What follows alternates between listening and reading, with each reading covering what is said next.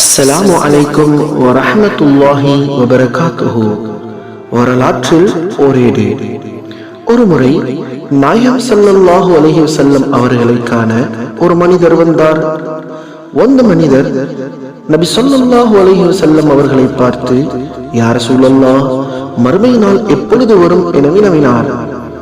அதற்கு நாயகம் ஸல்லல்லாஹு அலைஹி வஸல்லம் அவர்கள் அந்த மனிதரை பார்த்து, நீர் அந்த மறுமை நாளுக்காக என்ன விடயங்களை தயார் செய்து வைத்துள்ளீர் என கேட்க, அதற்கு அந்த மனிதர், யா ரசூலல்லாஹ், அந்த மறுமை நாளுக்காக நான் பெரிய அளவு தொழுகைகளையோ நோன்புகளையோ சதகாக்களையோ தயார் செய்து வைத்திருக்கவில்லை.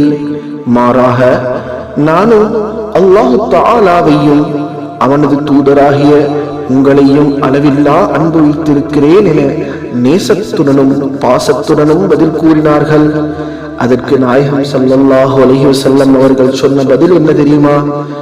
நீர் இந்த உலகத்தில் யாரை நேசிக்கின்றாயோ அவருடன் தான் சுவனபதியில் குடியிருப்பாய் என நன்மாராயணம் கூறினார்கள் நாயகம் ஸல்லல்லாஹு அலைஹி வஸல்லம் அவர்கள்.